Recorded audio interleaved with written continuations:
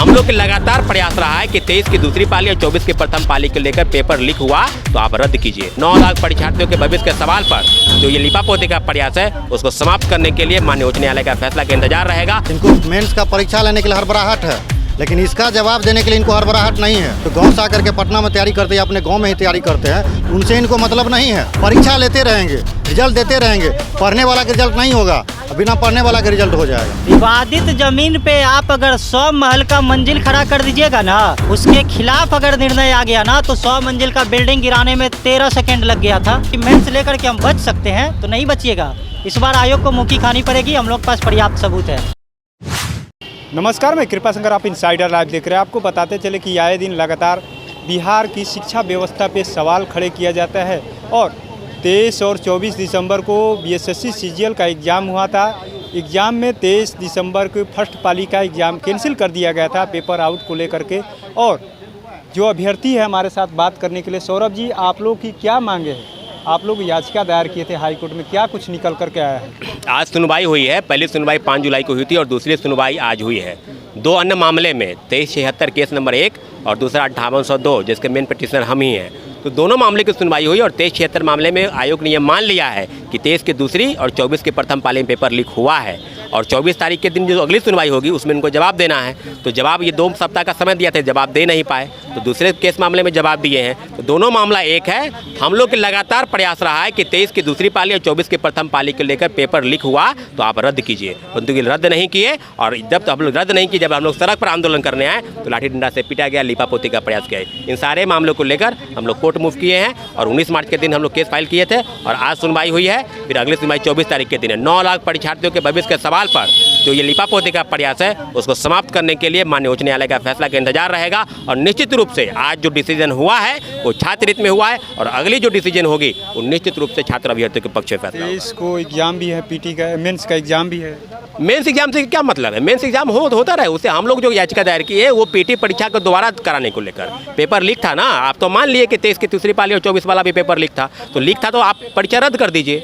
रद्द नहीं किए तो मेंस एग्जाम होता रहे, उसमें क्या दिक्कत है? मेंस एग्जाम पर भी रोक लगेगा उसका परीक्षा फल पर। लेकिन जो फैसला होगा अगली जो सुनवाई को 24 जुलाई के दिन हम लोग निश्चित रूप से, हम लोग के पक्ष में आज फैसला हुआ है, उस दिन भी हम लोग के पक्ष में बहुत बड़ा फैसला होने जा रहा है निश्चित रूप से। आने वाले समय में तो मेंस एग्ज़ाम की आप बात कर रहे हैं कि उस पर भी रोक लगेगा, तो ये पूरी भर्ती प्रक्रिया तो पेचीदा हो जाएगा। अरे पूरा भर्ती प्रक्रिया को हम लोग शुरू से कहते आ रहे हैं कि आप फेयर एग्जाम ले लीजिए।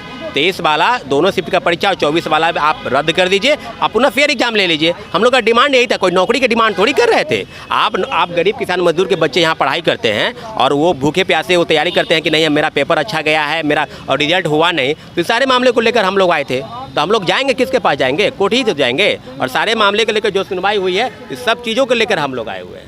तो आने वाले समय में हम लोग इंतजार करेंगे 24 तारीख के दिन कि क्या होने जा रहा है। निश्चित रूप से हम लोग इंतजार कर रहे हैं।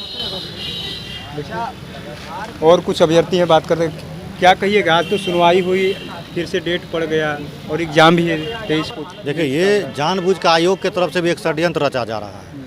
जब 23 तारीख को मेंस है और आज इनको 5 जुलाई को इनसे जवाब मांगा गया, 5 जुलाई का आज उनको जवाब देना था, तो इनको मेंस का परीक्षा लेने के लिए हड़बड़ाहट है, लेकिन इसका जवाब देने के लिए इनको हड़बड़ाहट नहीं है। यानी कि बिहार के जो अभ्यर्थी हैं, जो सचिवालय से का तैयारी करते हैं, जो गांव से आकर के पटना में तैयारी करते हैं, अपने गांव में ही तैयारी करते हैं, उनसे इनको मतलब नहीं है। इनको परीक्षा लेना है, परीक्षा, लेकिन परीक्षा में ट्रांसपेरेंसी नहीं, सेटिंग धांधली नहीं रुकना चाहिए। परीक्षा लेते रहेंगे, रिजल्ट देते रहेंगे, पढ़ने वाला का रिजल्ट नहीं होगा, बिना पढ़ने वाला का रिजल्ट हो जाएगा। ये चीज़ होगा। सभी लोग ऐसा नहीं है, कुछ लोग हैं जो उसमें सेटिंग करा के जाते हैं। लेकिन हमारा कोर्ट हम लोग आए, आप लोग खुद कवर किए, हम लोग प्रदर्शन किए शांतिपूर्ण। तेजस्वी जी के आवास पे गए, मुख्यमंत्री जी से मिलने का प्रयास किए, तेजस्वी जी भी मिले, लेकिन क्या मिला?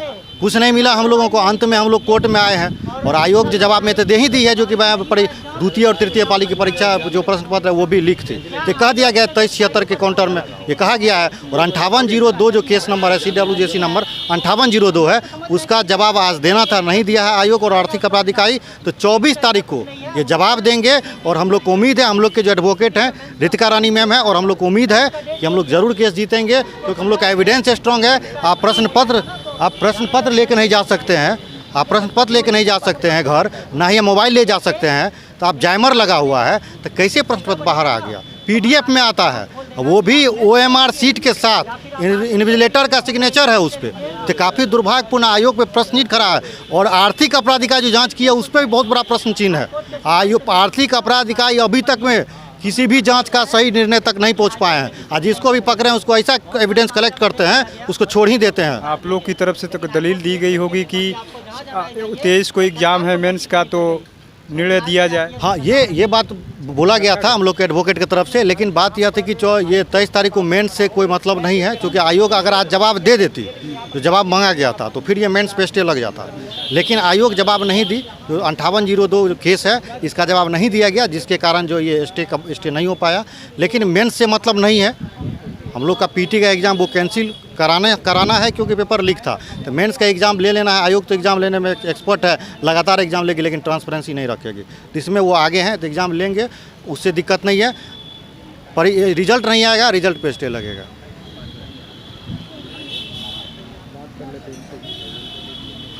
आज आप सुनवाई हुई है, मेंस का एग्ज़ाम भी है, अब तो 24 को चला गया। देखिए, मेंस का एग्ज़ाम हो या जो हो, विवादित ज़मीन पे आप अगर 100 महल का मंजिल खड़ा कर दीजिएगा ना, और अगर न्यायालय में उसके खिलाफ अगर निर्णय आ गया ना, तो 100 मंजिल का बिल्डिंग गिराने में 13 सेकेंड लग गया था।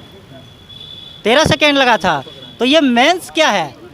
कुछ नहीं है। अगर ये पकड़ा गया ना, आयोग तो वैसे पकड़ में आ चुका है, लेकिन फिर भी अगर इसको लग रहा है कि मेंस लेकर के हम बच सकते हैं, तो नहीं बचिएगा। इस बार आयोग को मुँह की खानी पड़ेगी। हम लोग के पास पर्याप्त सबूत है। ठीक है, थैंक यू।